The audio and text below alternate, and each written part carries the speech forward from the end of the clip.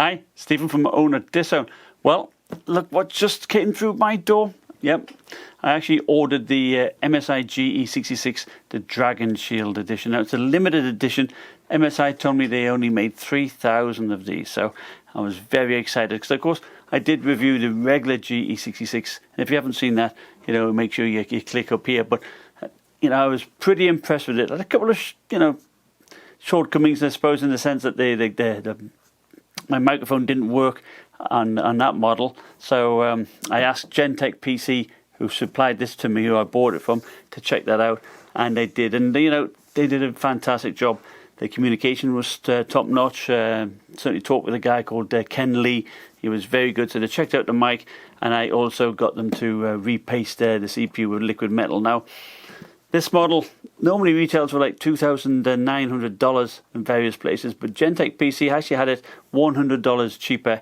They have these offers where the liquid metal repaste only cost me 1 cent, so that is fantastic. And as you'll see in a bit, it does help compared to the stock paste.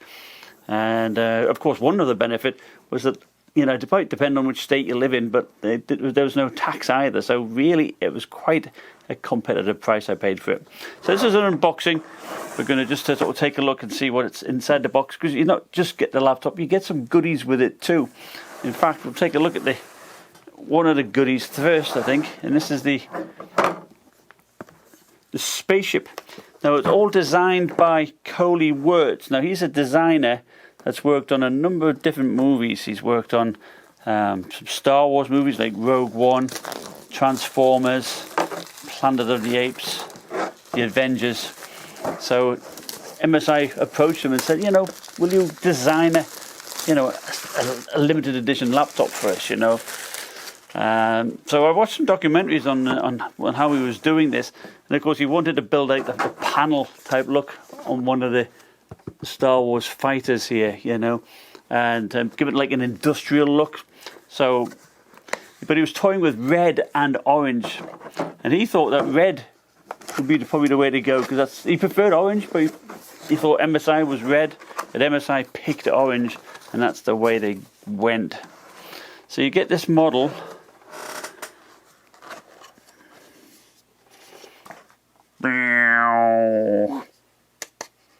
So it reminds me of my kid days when I had these Airfix kits, and I wanted to put together various craft.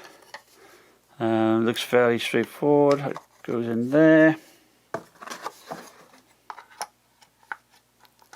It's like made out of plastic.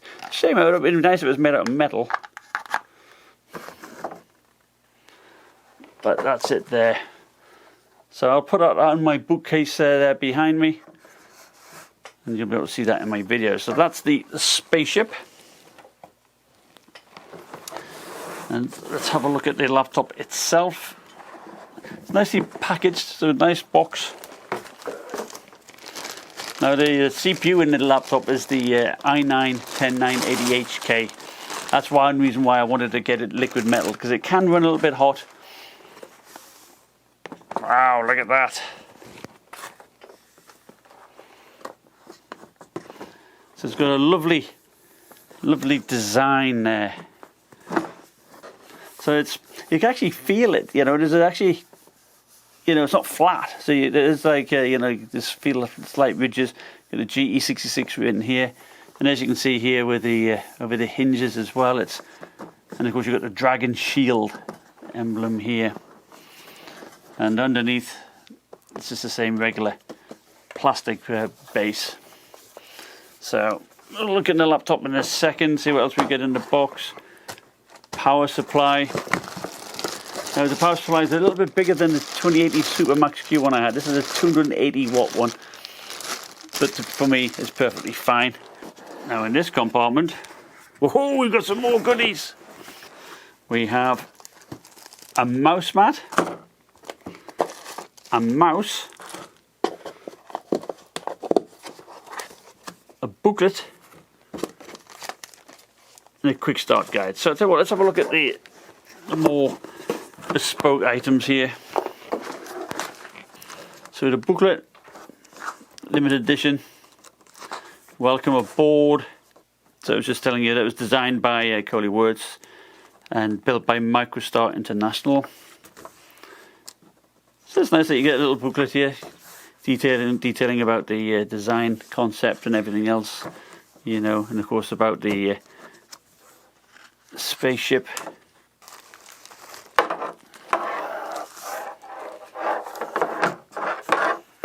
That's a nice looking mouse, isn't it? Hey, looks like a big beetle.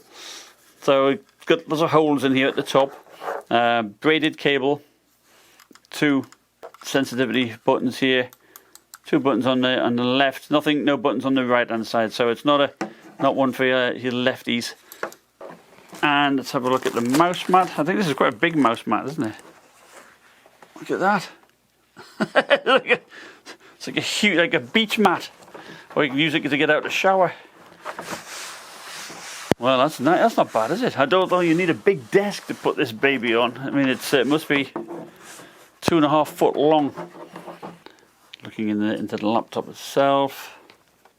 So we have the design here where you've got the orange stripe down here with the GE66, and again you have a slightly embossed pattern, which you can still again feel to the touch, showing like the panel work that is on the spaceship, and it is very nice. And you know, I was a great fan of the keyboard. It's, you know, it's very solid, the Steel Series keyboard. They did reinforce the laptop compared to the GE65, so it's nice and solid. Aluminium screen, there's actually no flex at all. That is really solid. Now you do get the 300 Hz panel on this model.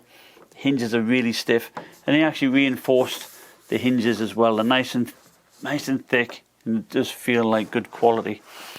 So there you have it. So you know, you've got a good number of ports, same as before. What I did like was you got the SD card reader. That was like 240 megabytes per second read speed and about 180 write, so that was nice for my video files. There's no Thunderbolt 3 port, but you know, you do have a lot of video outports here on the back. And of course the spec on the GPU on this one is the RTX 2070 Super, and you do get 32 gigabytes of RAM running in dual channel 3200 megahertz. So we have the 99.9 watt-hour battery, good for just over 7 hours. That's on the hybrid mode. Yeah, if you're on dedicated mode, you're probably talking around about 3 hours. I think I tested. Alongside that, we do have the speakers, which unfortunately fire downwards with the speaker grills at the side. Not the best option. Sound a bit tinny, not super loud, average at best really. And above that we do have the RAM, 2 sticks of 16 gigabytes, DDR4 3200 megahertz, so good to have 32 gigabytes here. And we have the Wi-Fi 6 AX201 card here. And for storage, there are 2 M.2 slots. Comes with 1 terabyte Samsung, and I got another one here to slap in myself. Now the cooling is pretty decent here. We have plenty of heat pipes and plenty of, course, 4 heat sinks. So the GPU here has 4 heat pipes going through 3 heat sinks, whilst the CPU has 2 heat pipes going through 2 heat sinks. Now Gentechpc have put liquid metal on mine, and as you can see, they do put foam around the edges here so that nothing would spill out onto the motherboard. So let's see what its performance is like. I wanted to compare, you know, what its thermals and its performance was like compared to the 2080 Max Q or Super Max Q that I had previously. So let's take a look. So in Cinebench R20, it scored 4,501 points, which is the best I've had. It actually just pipped the RP17 by Electronics, and that's got the fastest 4800H CPU I've seen to date. So they're pretty much on a par, but you know, the GE66 with the stock paste i9 got 4,427, so that was slightly behind. So one thing I did notice was that the liquid pasted model would hold, you know, a higher boost clock. It actually also went to 82 watts, held an 82 watt PL1 compared to 76 watt PL1 on the stock paste model. And comparing it to the 8-core i7-10875H without an undervolt or anything, and the Legion 7i, that was quite far behind. Now in a real-world application, such as using Blender 2.83, using the benchmark there, the RP17 with its 4800H, that did beat everything else, of course. That's still a very fast CPU. Now, the liquid metalled i9 on my Dragonshield did slightly beat the stock pace model, and of course the Legion 7i was quite further behind. So in Far Cry New Dawn, we're looking at the CPU temperatures. The liquid metal actually does seem to help. It sort of shaves off around about 10 degrees Celsius, I would say. So that is pretty decent, certainly worth having. Interestingly, the 2070 Super 115 watt part is actually running cooler than the 90 watt 2080 Super Max Q. And in terms of frame rate compared to the 2080 Super Max Q, that was pretty comparable, although I'd give a slight edge to the 2070 Super here in the Dragonshield. Ultra settings were both got 103 FPS, but lower the settings, it did slightly benefit the 2070 Super. The minimum frame rates were also better on the 2070 Super. Looking not much, just 2 or 3 FPS at most, I would say. Now, overclocking the Dragonshield, an extra 179 megahertz on the core. I got 110 FPS compared to stock clocked at 103. So that is definitely worth having in my book as well. Now looking at the 3D Mark scores, Time Spy, actually it was not far away from the 2080 Super Max Q. We're looking at 8,657 points versus 923. And the CPU, it actually does better, even it's the same CPU as the previous model I reviewed, but the liquid metal did help it push up an extra few points there. And looking at the temperatures, it is very good. And we see the same type of situation in Firestrike as well.